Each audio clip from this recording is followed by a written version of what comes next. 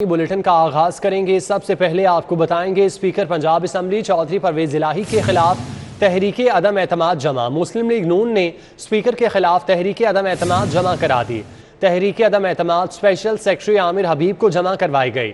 M P اے سلمان رفیق، خلیل طاہر، سمیع اللہ نے تحریک جمع کرائی۔ ایم پی اے مرزا جاوید، پیر اشرف رسول، میاں عبدالرؤف بھی ہمراہ تھے۔ اسپیکر پنجاب اسمبلی چودھری پرویز الہی کے خلاف تحریک عدم اعتماد جمع کرا دی گئی۔ مسلم لیگ نون نے اسپیکر کے خلاف تحریک عدم اعتماد جمع کرائی۔ تحریک عدم اعتماد اسپیشل سیکرٹری عامر حبیب کو جمع کرائی گئی۔ ایم پی اے سلمان رفیق، خلیل طاہر، سمیع اللہ نے تحریک جمع کرائی۔ ایم پی اے مرزا جاوید، پیر اشرف رسول، میاں عبدالرؤف بھی ہمراہ تھے۔ اسٹیٹ بینک نے ڈالر کی نئی قیمت جاری کر دی۔ انٹر بینک میں ڈالر کی قدر میں 2 روپے 5 پیسے اضافہ۔ انٹر بینک میں ڈالر 188 روپے 18 پیسے پر بند ہوا۔ گزشتہ روز ڈالر 186 روپے 13 پیسے پر بند ہوا تھا۔ مزید تفصیلات سعید احمد سعید سے جانتے ہیں۔ جی سعید۔ کاروباری ہفتے کا آج چوتھا دن تھا اور دن بھر انٹر بینک میں ڈالر کی ٹریڈنگ کے اندر اتار چڑھاؤ ہے وہ نظر آیا۔ انٹر بینک میں جو ڈالر تھا وہ 2 روپے 5 پیسے اضافے کے بعد جو ٹریڈنگ ہے وہ 188 روپے 18 پیسے پر ہے وہ بند ہوئی، اور اسٹیٹ بینک آف پاکستان نے بھی ڈالر کی نئی قدر ہے وہ جاری کر دی ہے، اور نئی قیمت کے مطابق ڈالر جو ہے وہ 188 روپے 18 پیسے پر ہے وہ بند ہوا ہے، جبکہ گزشتہ روز ڈالر ہے وہ 186 روپے 13 پیسے پر ہے وہ بند ہوا تھا۔ اور اس واسطے معاشی ماہرین کے مطابق جو ملک کے اندر بڑھتی ہوئی سیاسی صورتحال ہے اس کے پیش پر جو اثرات ہیں وہ ڈالر پر پڑنا ہے وہ شروع ہو چکے ہیں، جس کی وجہ سے آج ڈالر جو ہے وہ 2 روپے 5 پیسے مہنگا ہونے کے بعد 188 روپے 18 پیسے پر بند ہوا۔ جی ٹھیک ہے سعید، آپ کا بہت شکریہ۔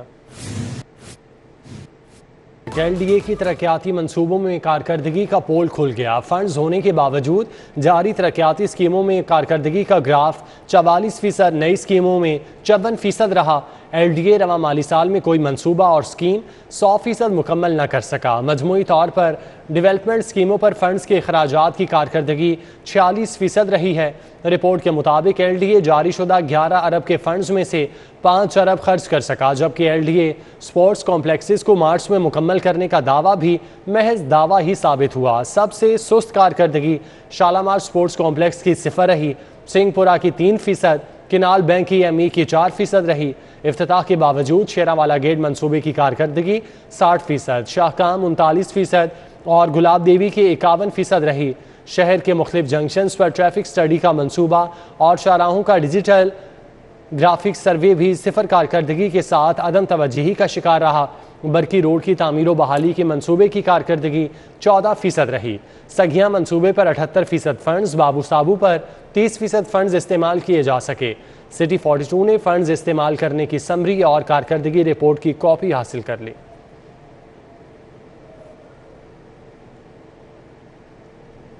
خاتون اول کی دوست فرح خان کا گاؤں پنجاب میں سب سے زیادہ فنڈز لینے والا گاؤں نکلا۔ فرح خان نے ایوان وزیر اعلیٰ پنجاب کو احکامات دے کر اپنے گاؤں کو 11 کروڑ 90 لاکھ روپے کے فنڈز دیے، جبکہ شیخو پورہ کے لیے 3 سالوں میں 45 ارب روپے مالیت کے منصوبوں کی منظوری اور بجٹ میں شمولیت بھی فرح خان شامل تھی۔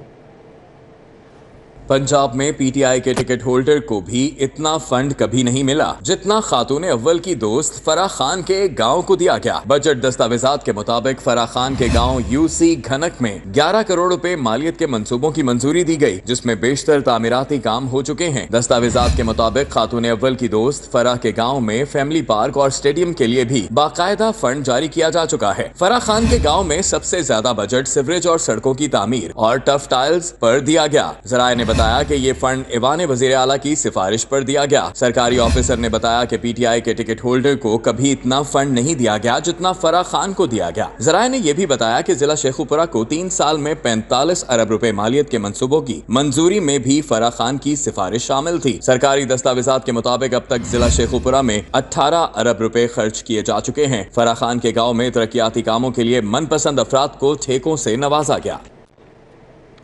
واسا کی قائم مقام انتظامیہ کی سب تدبیریں الٹ پڑ گئیں۔ 3 ماہ میں 3 ارب 56 کروڑ روپے کے اخراجات جبکہ آمدن میں 1 ارب 56 کروڑ رہی۔ واسا نے اپنے وسائل سے صرف 30 کروڑ کا ریونیو اکٹھا کیا، باقی آمدن گرانٹ کی شکل میں ملی۔ واسا نے جنوری سے لے کر مارچ تک 3 ارب 56 کروڑ کے اخراجات کر ڈالے جبکہ 3 ماہ کے دوران آمدن 1 ارب 56 کروڑ رہی۔ صرف تنخواہوں اور ملازمین کے اخراجات پر 1 ارب 33 کروڑ خرچ ہوئے، مینٹیننس پر 36 کروڑ، بجلی بلوں کی ادائیگی کی مد میں 1 ارب 68 کروڑ ادا کیے گئے، پی او ایل کی مد میں اخراجات 16 کروڑ سے تجاوز کر گئے۔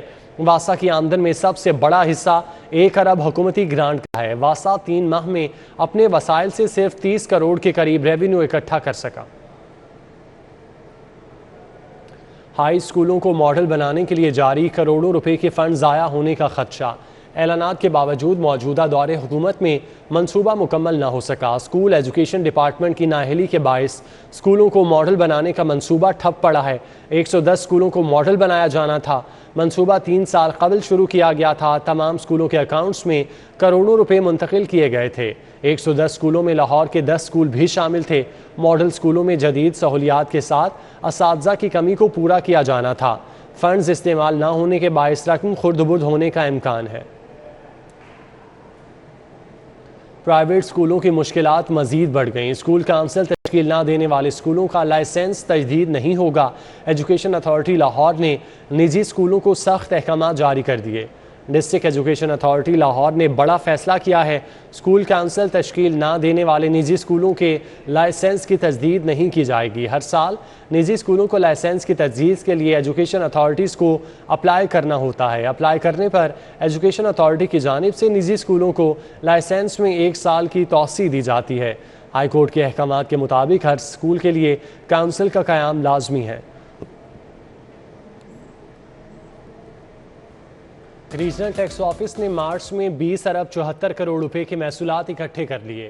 شہر کے 120 بڑے ریٹیل سٹور کو پوائنٹ آف سیل سسٹم سے منسلک کیا گیا۔ گزشتہ سال مارچ کے دوران ٹیکسز کی مد میں 15 ارب 7 کروڑ روپے جمع کیے گئے تھے۔ تاہم ریجنل ٹیکس آفس نے رواں سال مارچ میں 20 ارب 74 کروڑ روپے کے محصولات اکٹھے کیے تھے۔ گزشتہ سال کی نسبت رواں سال مارچ میں 32% سے زائد وصولی کی گئی۔ چیف کمشنر RTO ناصر اقبال نے ماہانہ اہداف پورے کرنے پر RTO کی ٹیم کی کارکردگی کو سراہا۔ چیف کمشنر ناصر اقبال نے کہا کہ پوائنٹ آف سیل کی مہم بھی کامیابی سے جاری ہے۔